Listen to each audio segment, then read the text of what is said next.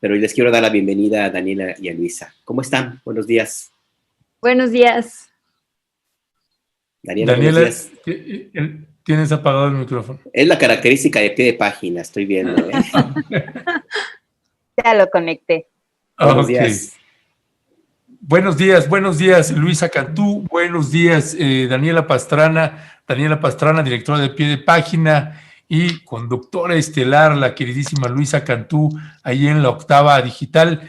Así que, si les parece, para entrar en materia, me gustaría poner un breve promocional de una mesa que tuvimos precisamente con Mitzi Robles y con Violeta Vázquez Rojas a propósito del 8M, y que hacen ahí unas reflexiones que nos parecen valiosas, y con esas quisiéramos entrar para pues escuchar el ángulo que tienen las periodistas sobre el 8M del 2021, y que además comentamos con ellas que nos ha llovido tanto cuando hablamos de este tema, y que sobre todo cuando lo hablamos en una mesa donde solo hay hombres y no hay mujeres, que ya les dijimos, bueno, en esta mesa Alberto y yo nos vamos a callar y las vamos a escuchar.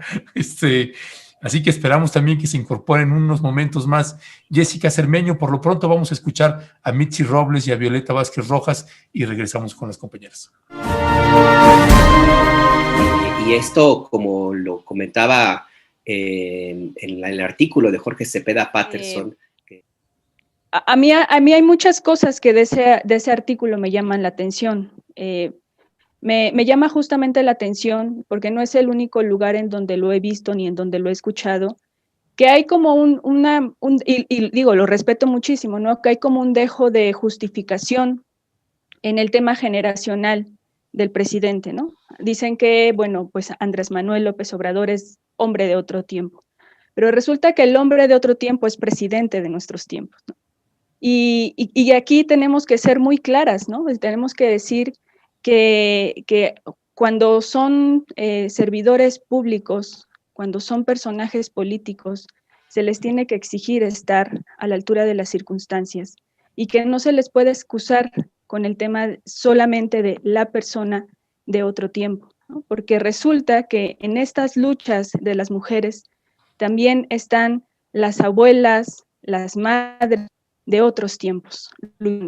Entonces el tema generacional me parece que ablanda un poco la crítica, ablanda un poco el análisis de todo esto que está pasando. A mí a veces de verdad me impresiona como los hombres parece muchos, o sea, no estoy hablando estoy hablando de un genérico, y un genérico quiere decir que estoy contemplando excepciones, pero me sorprende la persistencia con la que creen que tienen la razón y las respuestas, ¿no? Cuando, como dice Mitzi, todavía ni siquiera tenemos las preguntas y muchos ya tienen las respuestas. Y también escucharnos entre mujeres, ¿no? Sin muchas descalificaciones. Hay una especie como de herencia tóxica de esa masculinidad que se infiltra. Es muy complicado ser simpatizante obradorista en un momento así, además. Y casi en algunos aspectos incluso doloroso.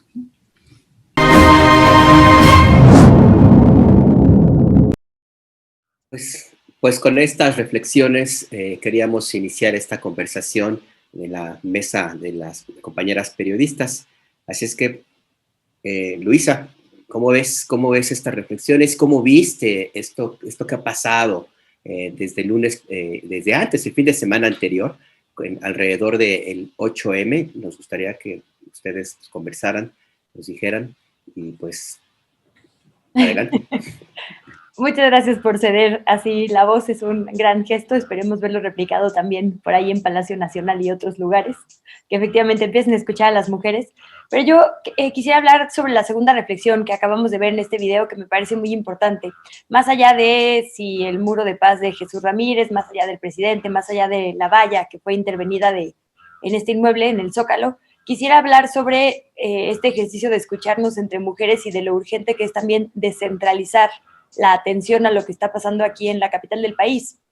El otro día escuchaba a Yasnaya Elena, que además sé que es una asidua colaboradora en Pie de Página, que hablaba sobre su lucha por el agua, la lucha por el territorio, por la tierra, ¿no? Y que ni siquiera lo asumen como feminismo, solo es algo como obvio ¿no? en las comunidades, una lucha en la que participan hombres y mujeres. Y todas esas luchas, que Dani es experta en eso y ha escuchado a muchísimas mujeres ¿no? a lo largo y ancho de la República, porque las luchas que nosotras estamos defendiendo quizá en Twitter o quizá aquí en las manifestaciones en Reforma, no incluyen las demandas o las carencias que tienen el resto de nuestras iguales en la República, ¿no? Creo que hay que empezar a hablar un poco más de justicia social y ser un poco más incluyentes y voltear, digamos, ya no solo a las periferias, que creo que ha sido un ejercicio pues mucho más constante estos últimos años, sino a todo el territorio y ampliar un poquito más lo que estamos pidiendo, es decir, aquí hablamos de inclusión económica, de inclusión política, y hay situaciones, ¿no? Mucho más, pues no quiero decir más urgentes, pero que amenazan mucho más la vida y la seguridad de las mujeres y que estamos obviando, como el crimen organizado, por ejemplo, ¿no? Es muy evidente dónde se concentran los feminicidios. Veía la última lista y Jalisco y Guanajuato están ahí. Creo que hay que empezar a empujar también esas luchas porque de repente en ciertos lugares se quedan muy solas.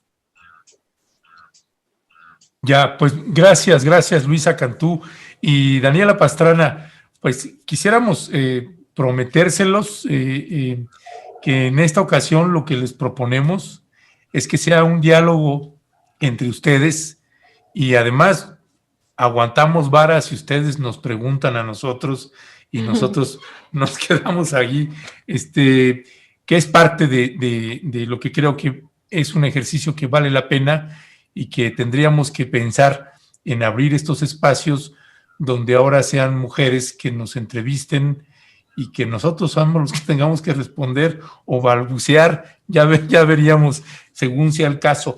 Yo nada más te preguntaría esto, Daniela Pastrana, en el amplio margen, con la multiplicidad de ángulos que hay para abordar este tema desde tu mirada, ¿cuáles son los temas centrales, pensando precisamente en las modificaciones estructurales y sustanciales que tiene que haber más allá de la diatriba o debates que pueda haber desde tu mirada, donde hay que centrarse precisamente en todo esto que sucedió a partir del 8, unos días antes, pero particularmente a partir del 8 de marzo pasado? Hola, pues yo coincido totalmente con Luisa, creo que tenemos que dejar de ver, lo he discutido en Twitter los últimos días, no sé cuántas veces, dejar de ver el Palacio Nacional, la puerta del Palacio Nacional para este tema, las declaraciones del presidente como único personaje de un debate que es mucho más amplio, mucho más rico, mucho más grande y mucho más poderoso. Lo que vimos en estos días, a mí me pareció tan maravilloso. Nosotros hicimos esta crónica que les contaba el lunes de mirar hacia otros lados, hacia Ecatepec, hacia Xochimilco, hacia La Condesa, lo que estaba pasando, lo que pasó con los cambios de nombres de las calles, bueno, fue realmente fantástico, ¿no? Yo decía, qué bonito que me aparezcan todas las calles en lugar de el señor general, no sé qué, pues que aparezca Daniela Real y Díez Carrión, bueno, era así, nosotros aplaudiendo y diciendo muy bien. Me pareció que pasaron muchas cosas. Yo entrevisté a un par de chicas que estuvieron haciendo estas pegantinas en la colonia Roma, y eso porque no querían ir a manifestaciones por el tema de COVID. Y la abuela de una de ellas me escribió que al leerla había ido como recorriendo las calles con una de ellas, ¿no? O sea, mentalmente.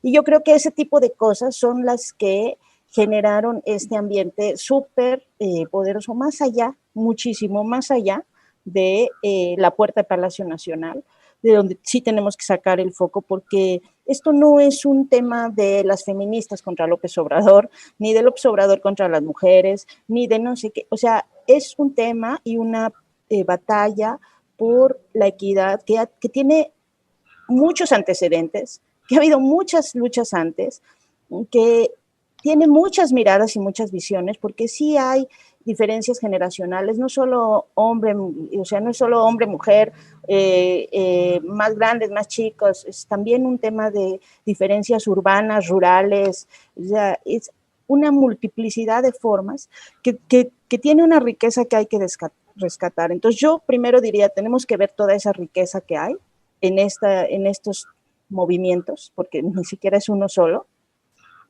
y tenemos que aprender a escucharnos, eso sí, lo que decía Violeta, lo que decía Luisa, que es, pues, escuchémonos, porque a veces parece que estamos diciendo lo mismo, pero que como tenemos ya la respuesta antes de terminar de oír lo que está diciendo la otra, pues entonces no terminamos de entender que la otra está buscando exactamente lo mismo y que a lo mejor no estamos totalmente de acuerdo con las estrategias de unas o de otras, pero que estamos buscando lo mismo. Había una escena en el Palacio Nacional que me encantó, de una muchacha que le aventaron un gas lacrimógeno y fue por él, o bueno, un gas de pimienta, no sé cuál era, y fue corriendo por él y lo regresó. Bueno, pues, era una cosa genial, o sea, ¿por qué era genial? Porque no te da miedo que te exploten la mano, no te da miedo muchas cosas. Dentro de todo eso que es el enojo, hay muchos actos y muchas acciones muy maravillosas. Entonces yo primero diría eso. Luego pienso que tendríamos que separar lo que es justamente estas demandas que decía Luisa, que son por participación política, por equidad en justicia social, laboral, ¿no? O sea, claro, por los temas de violencia, de un ambiente que está y que va a estar en estos próximos meses, que son las elecciones. Y pues en las elecciones acabamos de oír ya todo lo que está pasando en San Luis Potosí, y los señores, perdón que volvamos al tema de que sí hay luego unas diferencias, pues construyeron un sistema en el que pues se vale todo, hacer trampas y hacer no sé cuánta cosa con tal de ganar, porque la competencia es lo más importante, ¿no? Entonces vamos a entrar en una etapa electoral en la que es muy necesario que marquemos distancia, porque pues el tema del movimiento feminista y el tema de la violencia contra la mujer, la violencia de género, es tan sensible que pues es facilísimo que cualquiera se quiera meter y utilizar eso como bandera para contaminar y para afectar procesos electorales que están en puerta y que se van a dar con todo por lo que estamos viendo, ¿no? O sea, que va a haber cualquier cantidad de trampas, que va a haber cualquier cantidad de problemas, que va a haber cualquier cantidad de traiciones, y entonces ahí hay que mantener total distancia y separación entre una cosa y la otra. Y yo creo que esas son las dos cosas que vería en estos momentos.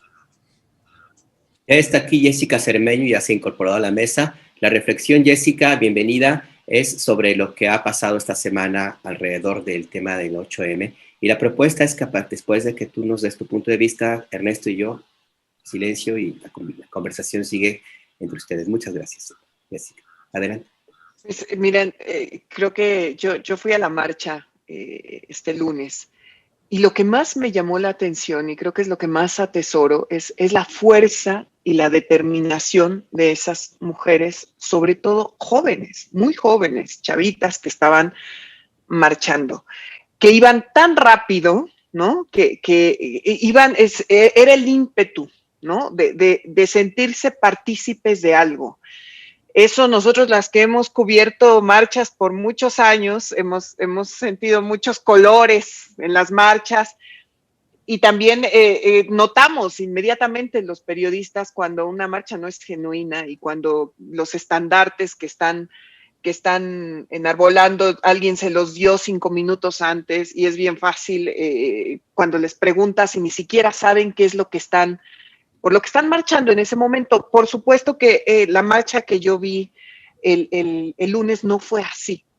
Fue una marcha de mujeres que veo desesperadas, que veo desesperadas por un espacio para expresarse, y que creo que este tema, el de la violencia hacia las mujeres y de cómo las mujeres en México se sienten agraviadas, es muy parecido al tema de las desapariciones, que ya hablábamos la semana pasada, de cómo es un tema que ha ido creciendo, una indignación que ha ido creciendo en la sociedad mexicana y que ya no sabemos cómo se puede solucionar, porque la violencia hacia las mujeres en este país está ahí. Las 3.700 mujeres, más de 3.700 mujeres asesinadas en el 2020 están ahí.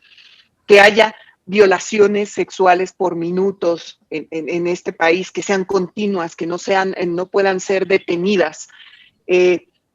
Por supuesto que tiene que haber espacios, concuerdo con mis compañeras que las escuché, que tiene que haber espacios para canalizar toda esta fuerza, porque al final no todo es esa violencia en la que se quieren encasillar a movimientos así. Es verdad, como bien dice Daniela, hubo muchísimas expresiones fuera de las marchas para expresar la fuerza que tienen las mujeres en este momento. Por supuesto que no creo que abone de ninguna manera a solucionar las inquietudes que nosotros vimos en estas jóvenes con las respuestas gubernamentales, negando primero si había gas o no gas, cuando todos los que estuvimos ahí sentíamos en los ojos y en la garganta lo que nos estaban echando desde el otro lado de la barda. Por supuesto que tiene que haber una comprensión más holística, más general, pero sí me quedo con una versión optimista del asunto, ¿no? Porque tantas veces se nos ha pedido ser partícipes de algo, y yo lo veo como en ningún otro movimiento de este país, una espontaneidad entre esas jovencitas que iban a marchar, entre esas mujeres, vi y a muchas mujeres que llevaban a sus hijas, a pesar de todos estos anuncios de que iba a haber violencia, de que la nota querían que fuera la violencia, hubo muchas mujeres que llegaron con sus hijas pequeñas y veíamos hasta los perros que llevaban las jovencitas. Entonces, me quedo con un buen sabor de boca y me quedo con la idea de cómo hacer para que este México canalice de la mejor manera eso y que se logre hacer algo con la impunidad en las violencias y a las mujeres, porque, insisto, hay que tomar en cuenta ese 9% de los hogares mexicanos que en este tiempo de pandemia sufren violencia familiar. Y mientras ni las autoridades, ni colectivos incluso entiendan que ese es el verdadero problema, pues van a seguir estas malinterpretaciones sobre lo que estamos viendo en las calles, ¿no? Eso es lo que creo. Oye, Jessica, pero fíjate una cosa que a mí me llamó mucho la atención ahorita de lo que dices, porque justamente el foco estuvo centrado en la violencia, o sea, de una y de otra parte, o sea, vimos hasta la náusea las escenas de la violencia contra Marabunta o de la violencia de las muchachas quemando a las policías o de la violencia de las policías golpeando así, y eso era un pedacito del Zócalo. En otro pedacito, al mismo tiempo estaban tocando tambores y cantando esta canción de Sin Miedo, que me parece una canción hermosísima. O sea, pasaban tantas cosas dentro de ese mismo Zócalo. Nosotros estábamos ahí, iba Dani Rea con sus hijas precisamente, estaba María Fernanda con las de las tambores, estaba Isabel con las que estaban con los gases y pues, rociada de gas. Y el tema es, no solo en la ciudad pasaron muchas cosas, en la misma manifestación pasaban tantas cosas que quizá el que estaba en una esquina podía no ver lo otro, y de todas maneras el centro y el foco, y eso es una autorreflexión que tenemos que ver para el periodismo, lo que vimos hasta, no, o sea, entrabas a Twitter, lo único que veías era el incendio, la agresión, o sea, este asunto de que usted dice que el otro es idiota, ¿qué piensa? No, pues que el otro también, o sea, este asunto de llevarlos a que el extremo, de estarse nada más peleando, yo creo que eso sí debía ser una reflexión muy grande entre cómo se cubren las cosas, dónde ponemos el foco, por qué ponemos el foco solo en el conflicto y no en las posibilidades de tener acuerdos y de construir puentes entre mujeres que, o sea, claro que unas tienen todo el derecho a estar muy enojadas. Ya cuando veíamos las que venían de Catepec o lo que, claro que tienen derecho a estar muy enojadas, ¿no? Que a lo mejor yo, o sea, jamás me atrevería a hacer lo que hizo esta niña que decía de regresarlo, porque pues yo soy yo y siempre he sido muy bien portada, como yo escribí todo eso, bueno, pero entiendo perfectamente que haya jóvenes que estén furiosas, porque no tienen expectativas de nada, porque no le estamos dejando opciones de nada. Entonces, en lugar de tratar de construir, de que ellas entiendan las razones de las otras, no, es buscar solo el conflicto y pasar el conflicto como si hubiera sido lo único que pasó en esa manifestación. En el lado positivo yo diría que esta vez sí vi más portadas enfocándose en las demandas de las mujeres que en las pintas, ¿no? Creo que ahí es un pequeño avance, porque en muchas manifestaciones hemos visto lo contrario, ¿no? Vandalizan a Ángel o justo avientan bombas Molotov. Y creo que esta vez, por lo menos ya elevamos un poquito con estos reclamos el costo político para los periódicos, porque yo sí vi una ligera diferencia en los medios de comunicación. Y creo que también en la gente, a pesar de que a lo mejor nuestra cobertura a veces se enfoca mucho más en eso, creo que la gente ya no está tan pendiente de los medios como está pendiente de sus redes. Ahora que contaban estas intervenciones, mi vecina, que es por cierto también una muy querida periodista, tiene una hijita, Cami, pequeña, y salieron a intervenir la esquina y pusieron Maricel Escobedo, ¿no? Y me contaba que estaba nerviosísima porque pasaba la patrulla y la chiquita se asustaba porque pensaba que evidentemente no iban a detener a su mamá.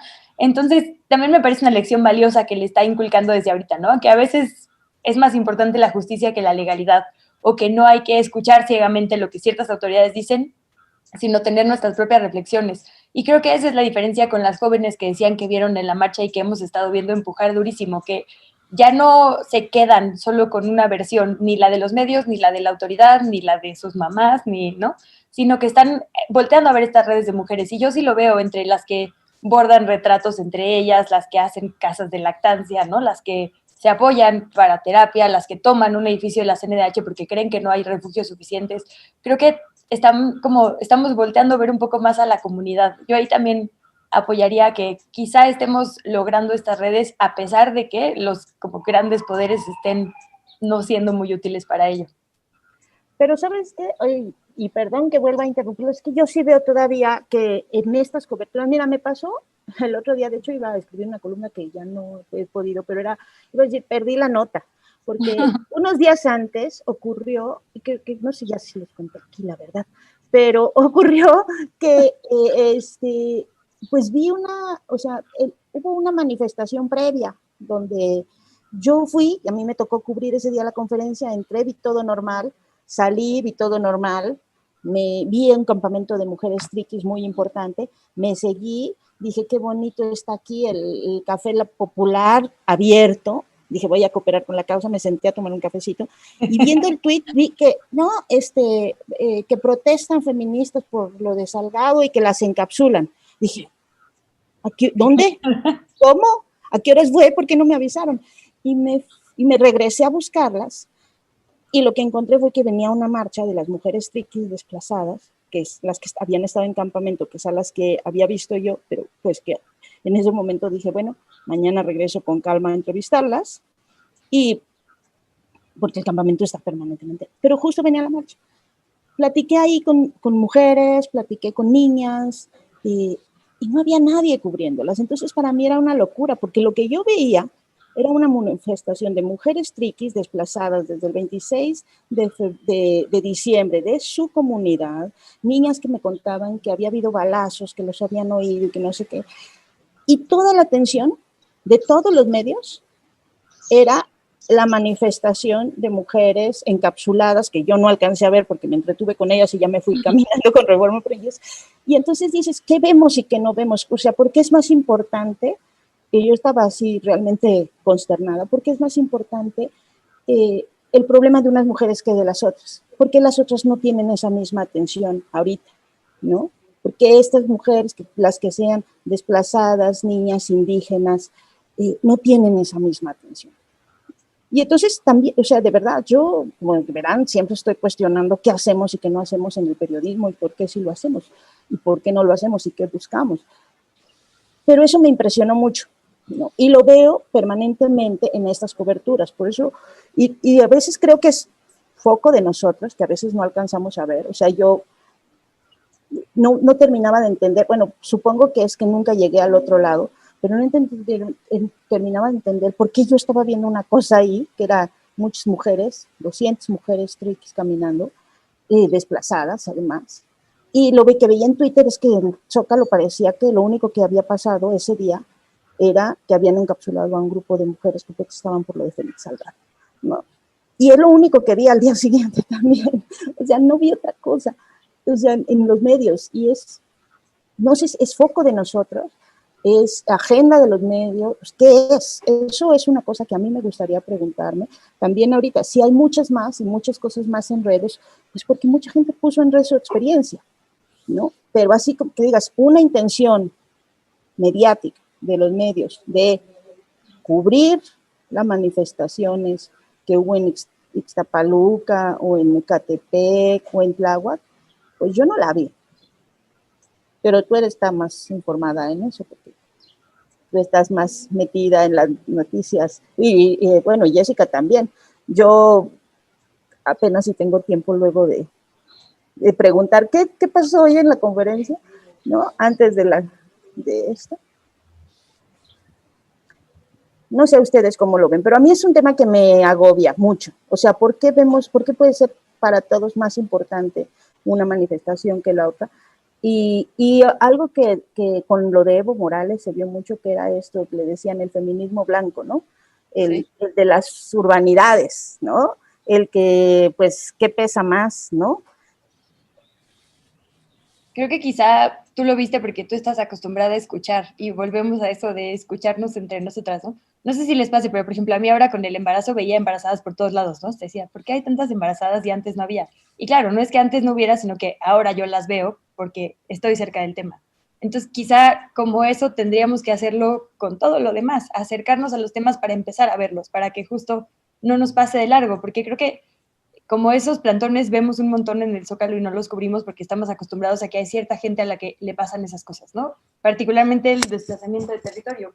Yo creo que ¿no? Todo el tiempo que hemos pasado en el centro vemos, creo que pocos días no hay plantones, ¿no? De gente que se queda de tierras. Ay, de donde me cayó el micrófono. Y entonces a lo mejor hay que empezar a hacer este ejercicio consciente, como dices, de quitar nuestra cabeza viendo hacia Palacio Nacional y voltear hacia otros lados.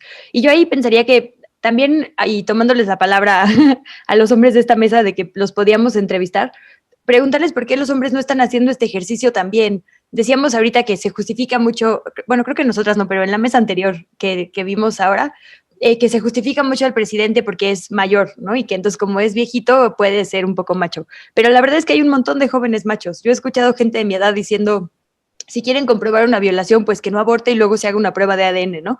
Y unas cosas que digo, ¿qué falló? ¿Qué falló en su escuela, en su casa, en sus redes sociales, en su Twitter, que no tienen más información, ¿no? Que no son capaces de empatizar o de entender el problema. Entonces creo que sí es un tema de generaciones que no tuvieron, digamos, más voces, pero también creo que los jóvenes de hoy, los hombres particularmente, no están haciendo el ejercicio de reflexión de entender qué está pasando. Y toda la gente que dice que es más importante cuidar un monumento que la vida de las personas y que por qué son unas violentas ellas, no, creo que tampoco está haciendo el ejercicio real de reflexionar por qué les molesta tanto el monumento y por qué no les molesta tanto el feminicidio. Creo que ahí hay que empezar, así como nosotras, preguntándonos qué estamos haciendo mal con nuestra cobertura, que abona a que la gente tenga información que no le ayude a tomar decisiones útiles, también como sociedad tenemos que preguntarnos por qué está mal puesta nuestra indignación. Creo que ese ejercicio no lo estamos haciendo o no públicamente. A ver quién contesta, Ernesto. Okay. La nada. No, pues dígame, ¿no? Usted, Sí, usted designe a quién quiere que responda. Y así te toca designar. ¿No? Los dos. Ok. Bueno, a ver, yo doy ahí alguna valoración o una mirada. Para mí, un elemento central, bueno, hay varios, ¿no? Pero uno, pues, venimos arrastrando generaciones y generaciones lo que los medios de comunicación, televisión, radio, en cadenas nacional me estoy refiriendo, y en cadenas estatales, pues le introyectaron a generaciones y generaciones, y me parece que lo podemos estar leyendo incluso en este mismo chat, y lo hemos estado viendo y leyendo en varios chats, que ahorita Luisa puso un ejemplo hasta light en comparación con otras barbaridades que uno está leyendo ahí, ¿no? A mí me parece que es muy importante y que habría que centrar por parte de la obligación del Estado mexicano, y aquí me estoy refiriendo al Poder Ejecutivo y al Poder Legislativo, al Poder Judicial. Eso es en materia de justicia, es otra cosa, pero en materia de una transformación me parece que estamos lejísimos de que haber escuchado una sola vez a algún funcionario de gobierno, incluyendo al presidente o a cualquier diputado o senador, un trabajo en el caso de los hombres, sobre entender las masculinidades. Me parece que ahí no hay un trabajo, y en la medida que no se haga ese trabajo, pues se va a seguir hablando y el tema es, era el feminismo y las feministas son violentas, y en la medida en que no haya un trabajo a fondo sobre las masculinidades y qué es lo que nosotros pues aprendimos desde que estábamos en el vientre hasta este momento. Me pareciera que me quedo pensando en estos espacios de AAA para Alcohólicos Anónimos. Me parece que a nosotros nos hace falta, a todos los hombres, meternos a una especie de Al-Anon, ¿no? Un taller intensivo de Al-Anon que nos permita entender las consecuencias que implica para una mujer y para las mujeres en general, ¿no? Esta parte que nosotros aprendimos y que pues no hay hombre, no, es a tal punto, Luisa, que no conozco un hombre que no sea macho, y eso me incluye, pues, ¿no? Me parece que nos faltan muchísimas herramientas, muchísimos elementos para entender de qué están hablando ustedes, y que por eso era la propuesta de que pues ahora nosotros nos callamos y que ustedes hablen, ustedes hagan las preguntas y que incluso pues nos sometan a un interrogatorio. Oye, Ernesto, pero ustedes creen, o sea, ¿tú crees que ustedes logran identificar cuando tienen un acto de machismo, de micromachismo en pequeño, porque hay, ¿no?, de los machismos muy violentos a estos pequeños machismos cotidianos? ¿Ustedes logran identificarlo? ¿Tú has dicho alguna vez, esto estoy, bueno, perdón, no sé si se deben decir estas palabras, pero sí. Esto señalita, o sea, atención, esto no debería ser así? O sea, ¿hay momentos en los que identifican que eso no debería ser así en esos pequeños espacios? Pues no, la verdad yo no. A mí me cuesta mucho trabajo entender que algunas actitudes que para mí son normales, naturales, en realidad están siendo una acción machista. Inclusive cosas que para mí pudieran parecer como de parte de mi educación a veces no son bien recibidas, como la típica de decirle a una compañera, a alguien, ¿te ves bien? Eso en algún momento puede resultar mal o incorrecto porque no tengo la cercanía o porque no me han permitido que yo me exprese de esa manera. Y bueno, para mí personalmente sí me ha costado un poco contenerme de saber decir, porque para mí era hace tiempo muy fácil decir, oye, qué guapa te ves, oye, qué bien te ves. Y hasta que caí en cuenta que a veces mi comentario no necesariamente es de halago, sino que puede recibirse de una manera distinta que yo no la entiendo, porque para mí, pues es común, es decir, algo bien de la mujer con la que estoy conversando. Entonces, eso para mí ha sido una lección. Y otra cantidad de gestos que a mí que todos los días estoy, y más en estos días que me ha tocado en la conducción de Momentum, me ha tocado percibir que, como dice Ernesto, hay algo que yo estoy haciendo un esfuerzo siempre que abordamos esos temas, y más, inclusive desde que estoy en la red de periodistas de a pie, algo que está mal, que yo no acabo de entender qué es, pero todos los días trato de saber qué es lo que está mal. O sea, porque son actitudes en las cuales yo me formé, que para mí son naturales, y que resulta que no son totalmente correctas. Y a propósito de lo que preguntaba Luisa, yo tengo muy claro un momento en el que me di cuenta que algo estaba ocurriendo en el país. En los 80s, yo estaba en la universidad y me daba mucho cuenta que empezaba a surgir como un movimiento de contrarrevolución. ¿Y de contrarrevolución a qué me refiero? Que en los 70s fue una efervescencia enorme por los derechos de las mujeres.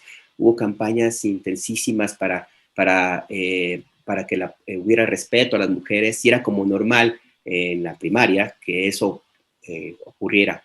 Pero algo sucedió, no sé qué es, que de pronto ese discurso que en su momento, años antes, era satanizado, se empezó a convertir en normal, en aceptado. Y lo tengo muy claro, aceptado en todos lados, y lo tengo muy claro una conversación que hubo entre dos periodistas, Carlos Loret y un tal Burgitz, al aire, en un programa muy popular en Televisa, donde Burgitz contaba que había ido a cubrir no sé qué cosa de un partido, y Loret de Mola le pregunta, oye, ¿y cómo estuvo el ganado? En referencia a que era Rusia, creo, a cómo eran las chicas, las mujeres en Rusia. A mí me pareció radicalmente, profundamente ofensivo esa forma en que lo comentó, en que lo dijo, y lo dijo en la televisión, en un noticiero extensamente visto. Y ahí caí en cuenta que hay una cantidad impresionante de este tipo de comentarios que se difundían todos los días en la televisión, en los medios, y que eran aceptados. Y también me llamaba mucho la atención cómo, inclusive ya en la universidad y ya como periodista, entre los jóvenes era normal ese tipo de expresiones. Cuando era niño, eso era totalmente ofensivo. Entonces yo no sé qué pasó allí, que algo que era malo se convirtió en lo bueno, en lo normal, en lo aceptado. Entonces sí, pues es como tú me preguntas, Daniela, yo personalmente me cuesta mucho, pero hago un esfuerzo todos los días. Qué bueno que yo creo que a mí un hombre nunca me había preguntado por qué me parece ofensivo que nos digan qué bien te ves, ¿no? Y por eso me parece tan valioso este ejercicio. A lo mejor ustedes no alcanzan a ver porque en su realidad no está todos los días que su cuerpo esté puesto a escrutinio público, ¿no? Que la gente sienta que puede opinar, tocar, objetizar su cuerpo. Entonces a lo mejor tú lo haces con la mejor intención del mundo, pero hay mujeres que traen cargando una maleta donde eso puede, ¿no?, detonar otras cosas. Entonces yo les recomendaría a los hombres que nos ven que siempre lo piensen en cuestiones de qué va a provocar lo que digo. Si a mí guardármelo no me va a causar nada, es decir, si buenos días, guapa, a mí me da lo mismo decir buenos días, y a la otra persona tal vez sí le cause daño el buenos días, guapa, pues ahórratelo tú, ¿no? Muchas veces, no sé, mis hermanos, mis primos me han preguntado como, bueno, ¿hasta dónde es piropo? ¿Hasta dónde es tirar la onda?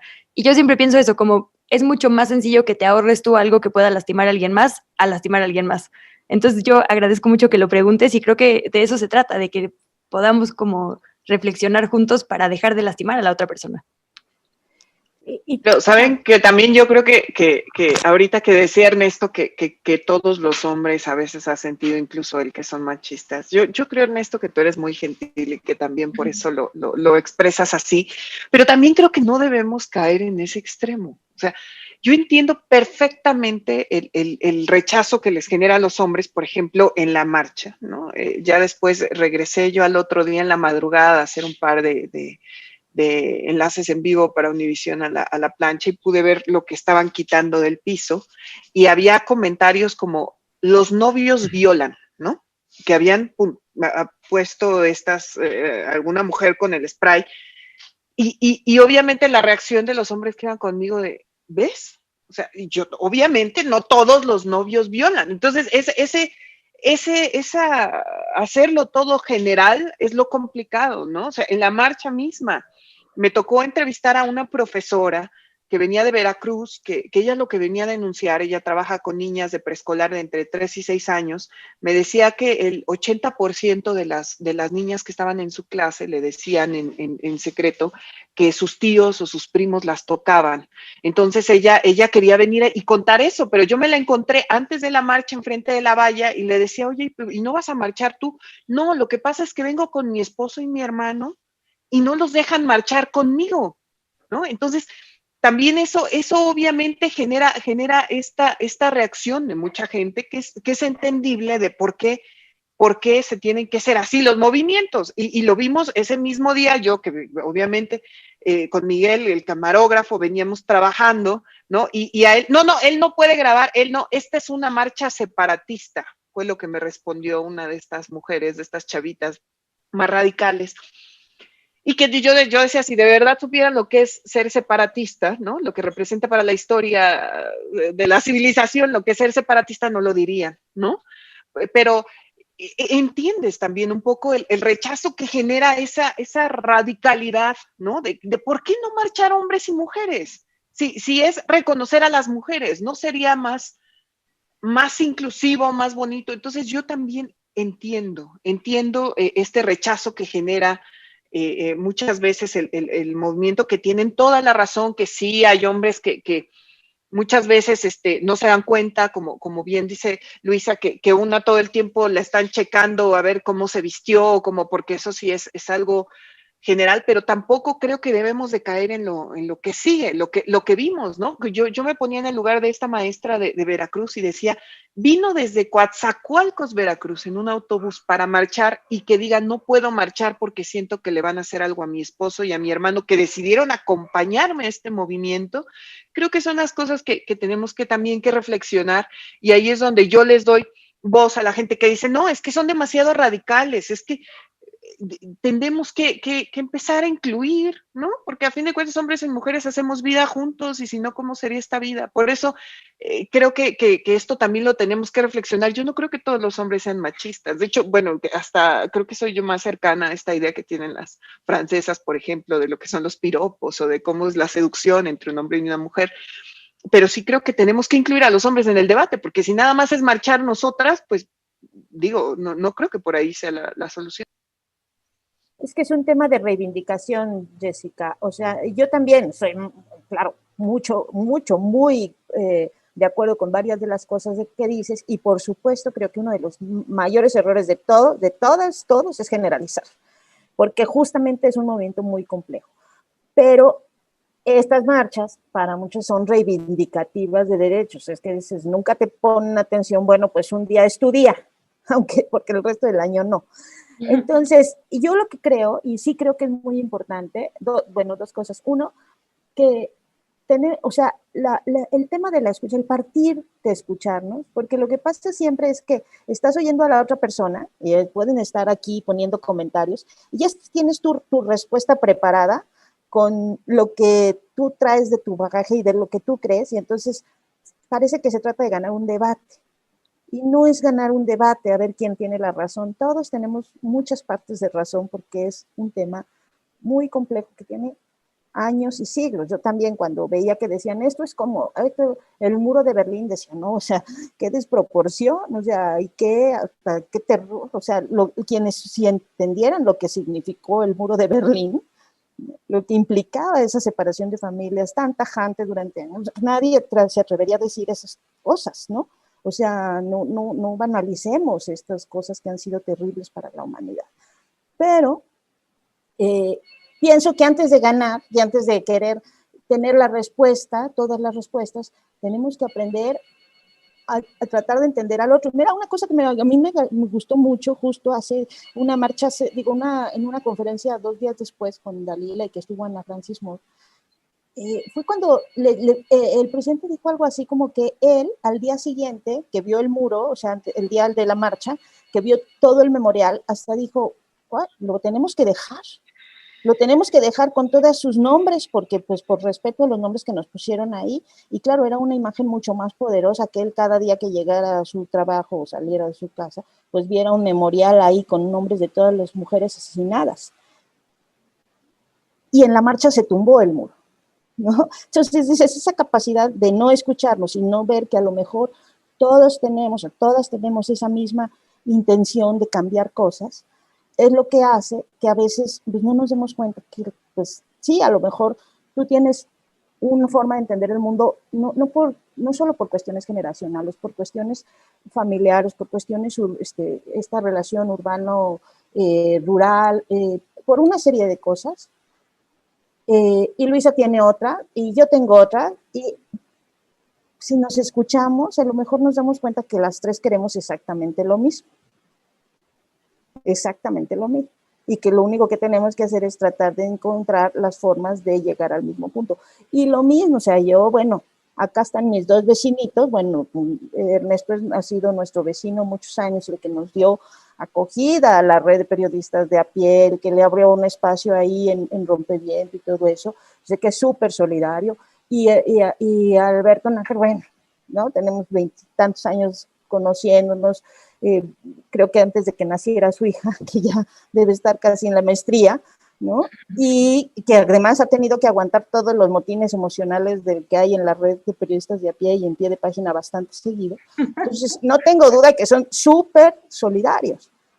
Pero también, como les decía de pronto en el programa al inicio, pues a mí sí me choca de pronto ver mesas de 4 hombres hablando de los machismos de los otros, no de los propios. No, a ver, ¿por qué no hacen una mesa donde discuten sus propios machismos en lugar de los de otros, ¿no? O hablando de feminismos, ¿por qué no nos dejan a nosotras tratar de entender qué tipo de feminismo queremos construir y construyan ustedes su propia narrativa sobre masculinidad, sobre machismos, que hace mucha falta que también se discuta, pues discútanlo, en lugar de estar 4 o 5 señores hablando de las violencias de otros señores hacia las mujeres, ¿no?